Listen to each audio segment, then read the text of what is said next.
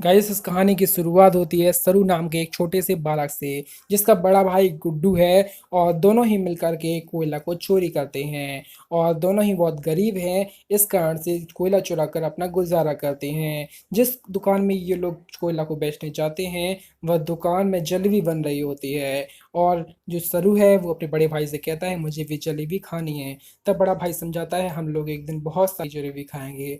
तब सरू कहता है कि हाँ हम लोग एक दिन बहुत सारी ढेर सारी जलेबी खरीदेंगे और इसके बाद अपने महल बनाएंगे। दोनों ही दूध लेकर के आ जाते हैं और इसके बाद वे लोग अपने घर पहुंचते हैं।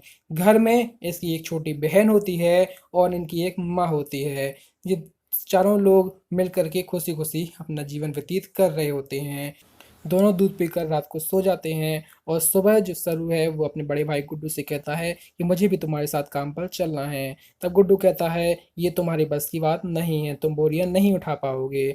तब सरू जो है वो कुर्सी उठाकर दिखाता है और इसके बाद वो साइकिल भी उठा करके दिखाता है और बताता है कि मैं सब काम कर सकता हूँ, मुझे ऐसा ही मत समझो। तब इसकी जब मजबूरी हो जाती है तब फिर गुड्डू जो है वो उसको अपने साथ ले जाता है। और स्टेशन पर जाने के बाद वो उसे एक बेंच पर बिठाता है। तो उससे जो शुरू है उसको नींद आने लगती है। वो गुड्डू बहुत उसे उठाता है, मगर उसकी दम न उठने पर जो गुड्डू है वो उससे कहता है, गुड्डू सरू से कहता है कि तुम यहीं पर आराम करो और मैं काम करके जब आ जाऊंगा तो तुम्हें यहाँ से उठा लूंगा।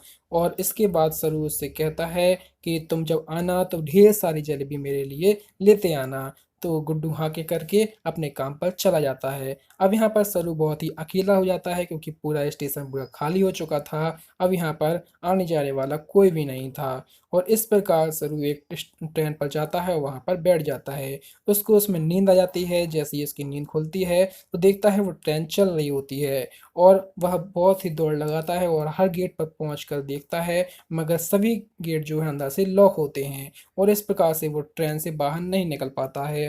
कई जगह ट्रेन रुकती भी है, लेकिन रुकने के बाद भी गेट के बंद होने के कारण वह ट्रेन से बाहर नहीं निकल पाता है।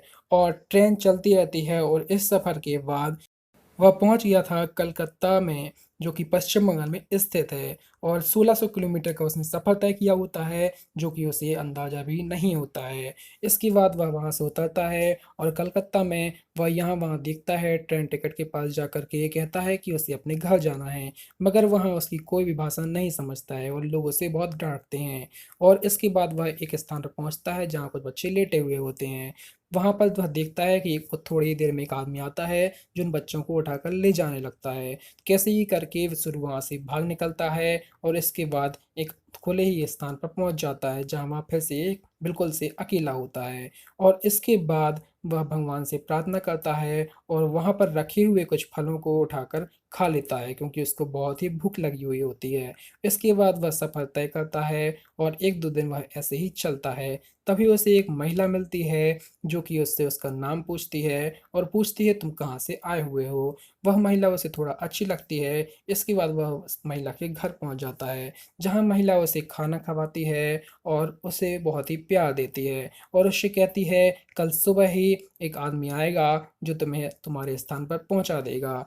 इसके बाद एक आदमी आता है जो कि उस सरू की बॉडी चेकअप करता है और कहता है तुम्हारी बॉडी सही है। और इनके बाद ये लोग आपस में बात करते हैं कि तुमने बहुत ही सही लड़का पकड़ा है। तो सरू को शक हो जाता है, वहाँ से भाग निकलता है। तभी सरू को अपनी माँ की याद आती है कि वह किस प्रकार से अपनी माँ के पास बहुत ही खुशी खुशी जीवन व्यतीत कर रहा होता था और उनके साथ काम कराता था और काम करा के बहुत ही खुशी जीवन उसका व्यतीत हो रहा था। मगर अब उसके पास उसकी माँ नहीं है, जिसकी उसे याद बहुत ही सता रही है। इसके बाद दृश्य दिखाया जाता है 2 महीने बाद का, जब 2 महीने बाद सरू एक जगह बैठा होता है और सामने बैठे हुए व्यक्ति की सूप पी रहा था जो कि उसकी नकल उतार रहा होता है।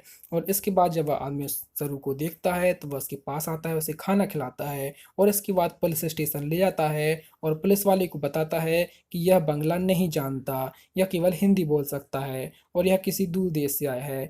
तब पुलिस वाले उससे पूछते हैं कि तुम कहाँ से आए हो।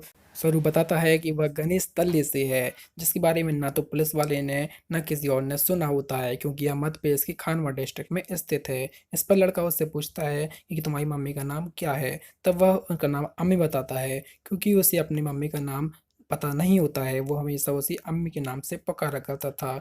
इस पर जब पुलिस वालों को कुछ नहीं पता चलता, तो वो उसे एक अनाथ आश्रम में छोड़ देते हैं।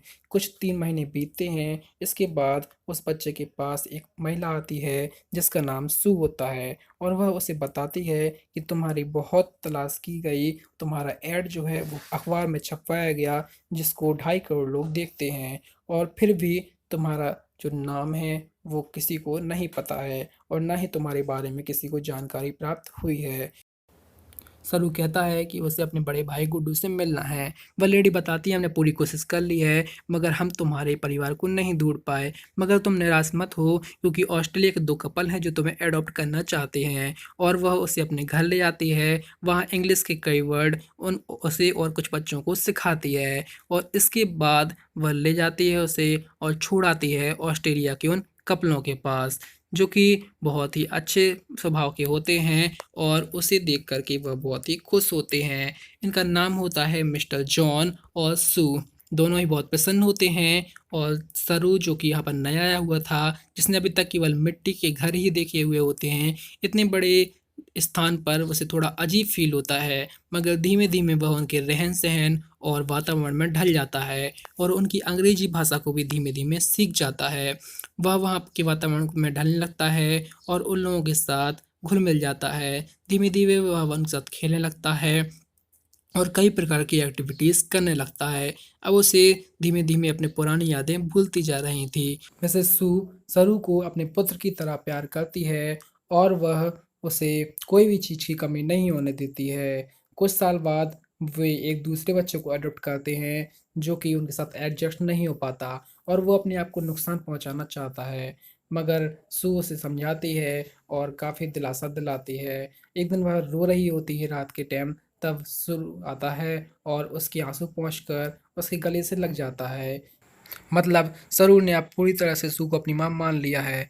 धीरे-धीरे समय व्यतीत होता है और 20 साल बीत जाते हैं और अब सरू बड़ा हो गया होता है और अब वह चाहता है कि होटल मैनेजमेंट की पढ़ाई करने के लिए वह बाहर जाए और इस प्रकार वह बातें करता है और उसके बाद अपने भाई से, जो कि इसे गोद लिया गया था, उससे आकर के मिलता है, उसे बताता है कि मैं होटल मैनेजमेंट की पढ़ाई करने के लिए बाहर जा रहा हूँ। और इसके बाद वह बाहर चला जाता है और बाहर वहाँ अपने फ्रेंडों के साथ, मतलब लोग बात आपस में कर रहे होते हैं, अपना इंट्रोडक्शन दे रहे होते हैं कि कौन कहाँ से है। बताता है कि मैं कोलकाता से हूँ और तो लोग आपस में बातें करते हैं और उसके बाद वहाँ पार्टी होती है, जिसमें इंडियन फूड्स रखे होते होते हैं कि कई लोग इंडियन से थे। जब वह जलेबी देखता है तो उसे याद आ जाती है वही बचपन की यादें, किस प्रकार से उसने अपने भाई गुड्डू से कहा था कि मुझे बहुत सारी जलेबी चाहिए है और गुड्डू ने उससे वादा भी किया था कि वह बहुत सारी जलेबी लाकर देगा। तब वह बहुत ही सोचमग्न हो जाता है और सबको बताता है कि मैं कोलकाता से नहीं, बल्कि एक गणेश तल्ले नाम के एक छोटे से गाँव से हूँ और अपने फ्रेंड्स को उसके बारे में सब कुछ बताता है कि मैं किस प्रकार से बिछड़ गया था और फिर उसके बाद मैं वहाँ पर नहीं जा पाया। उसका दोस्त उसका समय पूछता है कि कितना समय लगा था तुम्हें कोलकाता पहुँचने में? तब वो बताता है कि उसे 2 से 3 दिन लगा था और वह एक छोटे से गाँव गणेश तलई से था। लेकिन अब वह सही से प्रोनाउंसिएशन नहीं कर पा रहा है, क्योंकि अब वह इंग्लिश ही बस बोल पाता है। तब इसका दोस्त उससे बताता है कि यदि हम लोग चाहें तो समय और दूरी के माध्यम से तुम्हारे गाँव के आस-पास के एरिया का पता लगा सकते हैं और वहाँ तक पहुँच सकते हैं। और इसके बाद एक लड़की उसे ये भी बताती है कि गूगल मैप भी एक बहुत अच्छा साधन है, जिसके माध्यम से हम लोग आसानी से देख सकते हैं कि तुम किस एरिया से हो। और इस प्रकार से वह थोड़े से डिस्ट्रैक्ट होता है और वह उसे मना कर देता है उससे बातें करने में। फिर वह अपने फ्रेंड के साथ अपने रूम में पहुंचता है और वहाँ ये लोग थोड़ा क्लोज हो जाते हैं और इसके बाद बस सुबह उठता है और सोचमग्न हो जाता है और उसे ध्यान आती है अपने फिर से गाँव के बारे में और वह सोचने लगता है और फिर उसके बाद वह कैलकुलेशन करके पता लगाने की कोशिश करता है कि वहाँ कहाँ पर स्थित था और इस प्रकार से कई प्रकार से कैलकुलेशन करता है और वह अपने स्थान को खोजने का पूरा प्रयास करता है, मगर वह सफल नहीं हो पाता और वह पता नहीं लगा पाता कि आखिर वह किस स्थान से है। और इसके बाद उसकी फ्रेंड लूसी और वे एक दूसरे से घुल मिल जाते हैं और एक दूसरे को पसंद करने लगते हैं, मगर कुछ समय बाद फिर से वह अपने पुरानी यादों में खो जाता है और अपने भाई और माता को याद करता है और फिर से वह ढूंढने बैठ जाता है कि आखिर वह किस स्थान से था मगर फिर भी वह स्थान उसे प्राप्त नहीं हो पा रहा था। तब वह लूसी से कहता है कि तुम मुझे छोड़ दो और तुम्हें मुझसे भी अधिक अच्छा व्यक्ति मिल जाएगा। और वे एक-दूसरे को छोड़ देते हैं, मगर कुछ समय बाद फिर से लूसी उसे दिखाई देती है। तब वे सोचते हैं शायद वे एक-दूसरे के लिए ही बने हैं, और फिर से वे एक-दूसरे से बातचीत करते हैं और फिर से वे एक-दूसरे के साथ ज़्यादा क्लोज़ होने लगते हैं। और वह लूसी उससे कहती है कि तुम्हें अपनी माँ से मिलना चाहिए, उन्हें तुम्हारी शायद ज़रूरत है। और उसके बाद वह अपनी माँ के पास पहुँच जाता है, जो कि रो रही होती है। उसे देखकर उसे भी रोना आ जाता है और वह उससे कहता है कि मैं तुम्हें छोड़कर कभी भी नहीं जाऊँगा। और सू उसे एक राज की बात बताती है। सू उसे बताती है कि यदि वह चाहती तो वह माँ बन सकती थी, लेकिन वह नहीं बनी, क्योंकि वह चाहती थी कि वह ऐसे बच्चों को एडॉप्ट करे जिन्हें माता-पिता की बहुत ही ज़रूरत है। और इसके बाद वह एक पुराना एक्सपीरियंस शेयर करती है, बताती है कि उसके जो पिता थे, वो बहुत ही अल्कोहल का सेवन किया करते थे, जिससे परेशान होकर वह घर के पीछे जाती है और सोचती है कि धरती उसे निगल ले। मगर तभी एक बालक जिसका ब्राउन स्किन थी, उसे दिखाई देता है और वह कुछ ही सेकंडों बाद उसके बगल में खड़ा हुआ होता है, जिसे देखकर उसे लगता है कि अब उसकी ज़िंदगी पूरी सँवर-सी गई है। तब वह उसके बाद उससे वादा करता है कि वह उसे छोड़कर कभी भी नहीं जाएगा। और इसके बाद वह बायोलॉजिकल माँ को भी ढूँढना चाहता है, इसलिए वह फिर से गूगल मैप की सहायता से पता लगाता है कि शायद उसको स्थान फिर से मिल जाए। और अब की बार वह ज़ूम कर के इंडिया के कई पार्टों को देखता है। तभी उसे वह स्थान दिखाई देता है जहाँ उसकी माँ पत्थर फोड़ा करती थी, और वह देखता है यह स्थान था मध्य प्रदेश का, जहाँ पर उसे अपने गणेश तलई नामक गाँव जो है वो दिखाई देता है। तब वह उसे बहुत ही खुश होता है और वह अपनी माँ को बताता है कि उसने अपना स्थान ढूँढ लिया है, और इसके बाद वह वहाँ जाना चाहता है। तब वो उसे कहती है ठीक है तुम जाओ और अपनी माता का पता लगाओ। और वह पहुँच जाता है अपने उसी गाँव में, और वहाँ वह जाकर के वह कई गाँव घरों में देखता है और धीमे-धीमे उसे पुरानी यादें आती आती हैं और अपने घर के पास वह पहुँच जाता है। मगर अब वहाँ पर कोई भी उपस्थित नहीं था, क्योंकि सारे लोग वहाँ से जा चुके होते हैं। तब वह और लोगों से पूछता है, मगर अब वह हिंदी में नहीं जान पाता था, अब वह केवल इंग्लिश बोल पाता था, इसलिए लोग उसकी भाषा को नहीं समझ पाते हैं। तब उसे एक व्यक्ति दिखाई देता है जो इंग्लिश जानता था। वह उससे पूछता है कि क्या तुम इस घर के बारे में जानते हो, यहाँ जो महिला रहती थी वह कौन थी?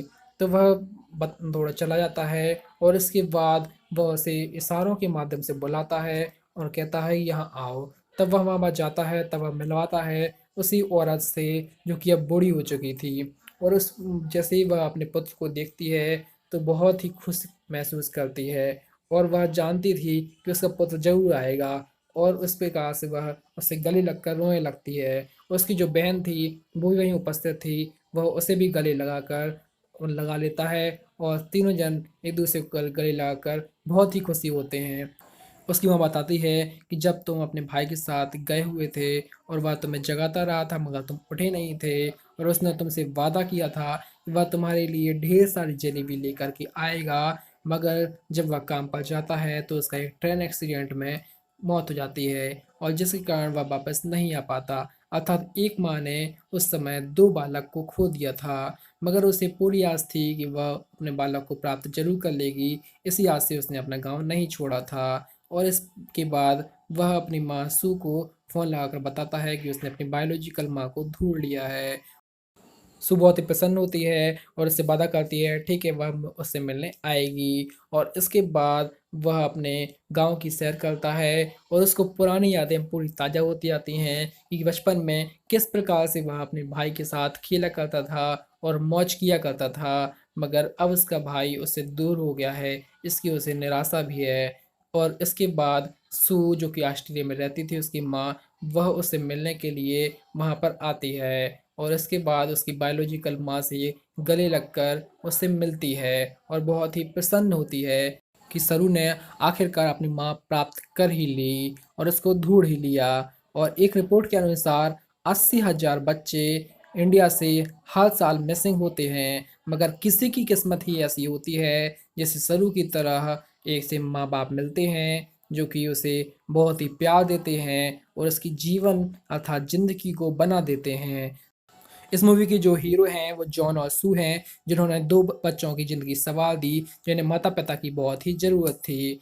तो इस प्रकार आपको यह मूवी पसंद आई हो तो इसको लाइक और शेयर ज़रूर कीजिएगा और ऐसी ही मूवी के लिए हमारे चैनल को सब्सक्राइब करें। धन्यवाद।